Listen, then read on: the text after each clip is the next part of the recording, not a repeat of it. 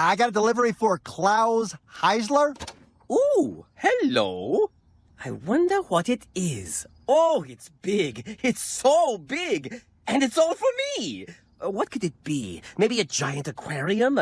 Maybe it's a lifetime supply of fish food. Or maybe it's Stan, Francine, and Haley. All right, guys. Truce. Welcome home.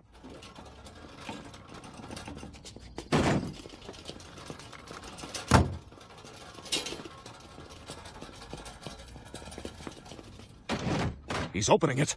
It's working. Oh, no. Not the kitties and the birdies!